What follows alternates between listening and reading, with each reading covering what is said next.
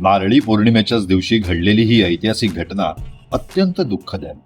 हिंदवी स्वराज्य स्थापनेच्या बराच आधी ही घडलेली असली तरी या एका गोष्टीमुळे हिंदवी स्वराज्य स्थापनेची इच्छा नक्कीच शिगेला गेली असावी.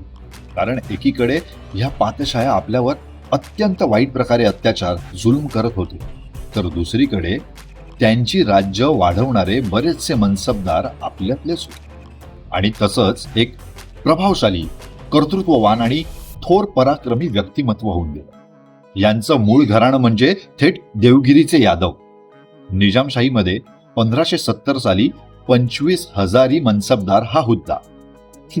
12 वर्षांच्या प्रयत्नाने सुद्धा निजामाला जेव्हा देवगिरी किल्ला जिंकता आला नाही, तेव्हा 1572 मध्ये ह्यांनीच स्वपराक्रमाने तो किल्ला मिळवून निजामाला दिला. त्यावेळीस 10,000 मनसब, 9 सरकार, 28 महाल, 56 चावड्या ही जहांगीर निजामाने वंश परंपरागत म्हणून यांना दिली. कालांतराने हाच देवगिरीचा किल्ला निजामशाहीची राजधानी बनला होता. 1605 मध्ये तर निजामाने चक्क यांना मीर ए जमान म्हणजेच वजीर पद बहाल केलं.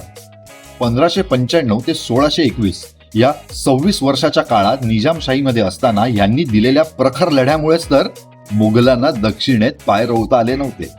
यांची वाढती ताकद, त्यामुळे राजदरबारात होणारे हेवेदावे, राजकारण, तसंच यांची जहागीर मुघल मुलखाला लागून असल्यामुळे 1621 मध्ये त्यांनी मुघलशाहीत प्रवेश केला. पण अवघ्या 2 वर्षात ते निजामशाहीत परतले. 1626 मध्ये निजामाचा वजीर मलिक अंबर याच्या निधनानंतर त्याचाच मुलगा फतेह खान हा वजीर झाला आणि त्याने निजामाचे कान भरले.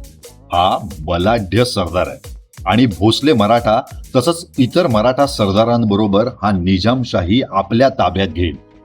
त्यामुळे याला कायमचं हटवावं लागेल. आणि मग 25 जुलै 1629 रोजी म्हणजेच नारळी पौर्णिमेच्या दिवशीच निजामाने वाटाघाटी, मीठगिरीच्या बहाण्याने यांना आपल्या मुला नातवंडासह देवगिरीच्या किल्ल्यावर दरबारात बोलवलं. त्यावेळेच्या असलेल्या प्रोटोकॉलनुसार दरबारात जाण्यापूर्वी यांनी आपली सगळी शस्त्र जमा केली आणि निशस्त्र दरबारात गेली. आपल्या मुलांसह, नातवासह आलेल्या या थोर व्यक्तीने निजामाला मुजरा आणि नजराणा पेश केला. पण निजामाने तो स्वीकारलाच नाही. वरती तुम हमसे बगावत कर रहे हो, आपको वफादारी मालूम नहीं असं म्हणत निजाम रागाने दरबारातून निघून गेला. आणि या निशस्त्र वीरांना सरजा खान, इलाईस खान, फतेह खान यांनी घेरलं आणि ह्यांच्यावरती तलवारीने वार करायला सुरुवात केली. ते अखेर धारा तीर्थी पडेपर्यंत. हे महापराक्रमी त्यावेळेस 80 वर्षांचे होते. लखुजी राव जाधव उर्फ दखनी जदुराय म्हणजेच राजमाता जिजाऊंचे वडील. त्यांचे पुत्र राघोजी, अचलोजी आणि नातू यशवंतराव या सगळ्यांची अशा प्रकारे निर्घृण हत्या करण्यात आली.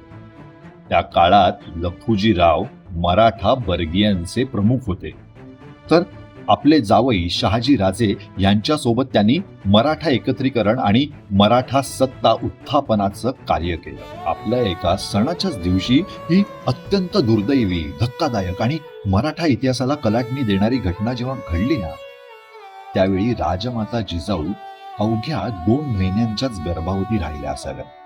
आणि या घटनेमागचा संताप, द्वेष यामुळे नक्कीच छत्रपती शिवरायांना स्वराज्य स्थापनेचे गर्भसंस्कार मिळाले असावे.